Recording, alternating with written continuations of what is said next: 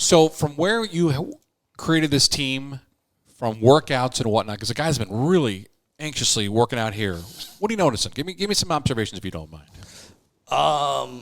We work hard. That is individually, at least, we work really hard. Like people on the players on our team want to be great. They want to get better on a daily basis. I'd say that's obviously what you hope will be the case, but until you see it, you don't really know. And the off season is different from the season, and especially with a team as young as ours, habits are being built on a daily basis. It's not, we don't have 35-year-old guys with maybe one or two exceptions.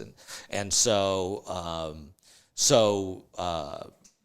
we hoped we would see what we saw. So that's observation number 2. Maybe on a very specific level, Jabari Smith really can play defense.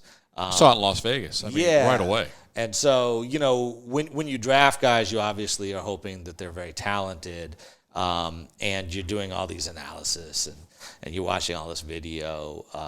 But there's a huge jump in terms of level of competition, and a lot of them, and he's one of them, are so young that you don't quite know what you're going to get. And I do think with him that's definitely one of the more interesting things. Is I think he should be very special on the defensive end in time, but leaving that aside, he should be really good right away.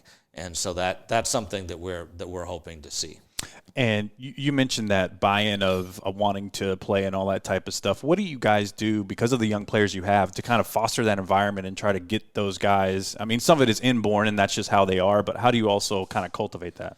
Yeah, I mean, I think people talk. I think we maybe even had this conversation last time I was on with you guys. But people talk a lot about culture, and to me, our culture is, and I wanted it to be a couple of years ago when we tried to started building this thing out.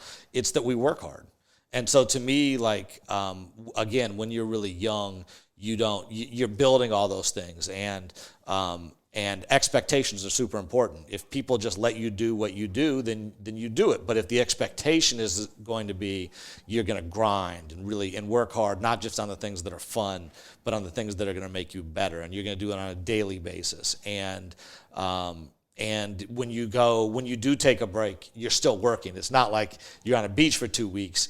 You should take a vacation. You should go to a different environment. You should clear your mind, but it's not, you don't need 24 hours off. So even if you're on the beach, you're working, you're running, and maybe you're changing it up, maybe you're not on the court, but you're never not working out. Your body just can't take that. And so for a long period of time, obviously you need to take 2 or 3 days off here or there. But in any case, yeah, so that's kind of how we think about it is our culture is we work hard, and we think that we also draft guys who work hard. So it's all, the whole thing is meant to be, that's the thing too. Circular. Drafting guys that work hard, because I mean, you interview 20 prospects. All 20 prospects are going to say, "I love this. This is my life. This is what I want to do." What is that vetting process like to try to figure out? Everybody will say that, right. But then you dig in and and it's not very hard to find out how many, it doesn't matter that some of the things aren't super effective. Like there's diminishing returns on how long you can shoot for a day. If you practice shooting for 10 hours a day, I'm not sure it's going to make you a better shooter than somebody who shoots for an hour and a half a day, for example.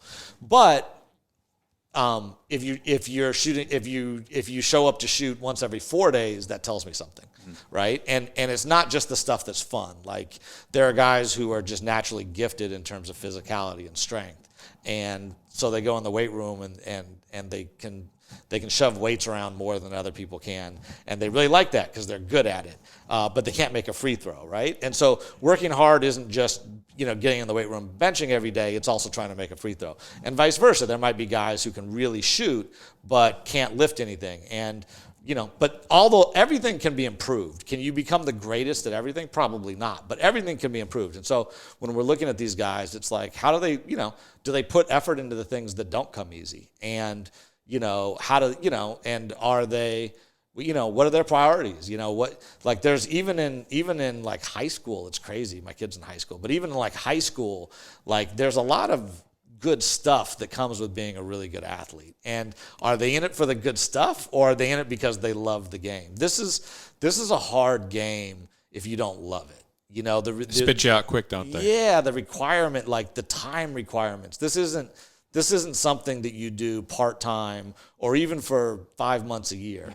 This has become a 365-day a year job, and the best players are just they're living it and breathing it. And again, they go on vacation, but even on vacation, they're working out, they're keeping their body right, and they're not taking summers off. You know, 20 years ago, really good players, 30 years ago, really good players would take summers off. Now no one does, regardless of age. And so anyway, yeah, that's how we try and evaluate these guys. Lastly, you've been with this organization a long time, but the last 2 years with all the draft picks on draft day, I love behind the scenes. If I could come back into your room for a couple of hours, it would be a dream of mine. Is draft day, is it panic? Is it calm? Is it fun? Is it exciting? Is there yelling? Is there, we all on the same page? Can you take us into that world for just a little bit? Give us a little smidge, because I just find it so fascinating. Yeah, it's probably none of the above. There's definitely no screaming. Because it's, you know, you're like, we're constantly making phone calls. So that kind of the boiler. So everybody's on their phones, texting and whatnot. Well, not and everybody is like two of us, right? Okay. You know, like so. So there's a grandiose room. Okay, I get it. Because it's you're trying to figure out, like, is there a trade possible, right? So like you're always doing even though the odds of a trade with any given team are 1%, you're always talking. So you're kind of constantly making phone calls, at least for the majority of the first round. But you know, you've got a board. You've figured out. You know where you're drafting going in, again, absent a trade. And so, you know, we've kind of figured out what we think the probabilities are the guys will be there, and we've got people ranked. And so from a perspective of, like, your pick comes up, it's really calm. Like, you made your decision probably like a week ago, you know, and you probably knew, and if somebody had forced me to make a decision 2 months ago, I would have been able to. Right. Like, it's, you know, it's not like we're not working constantly. So that aspect of it is not like panic, like, what are we going to do? No, you know exactly what you're going to do. Now, the interesting part is, like, are you trying to accomplish something a little bit more complicated than just picking the best player at that spot? And sometimes you are, and sometimes you're not. And if you are, then there's a little bit of a boiler room aspect to you know, calling no, maybe, you know, that type of thing happens a little bit. I want 30 minutes. Can you sneak me in for 30 minutes? That's all I want. I will. You know, I'm a good secret keeper. I swear I won't say a word.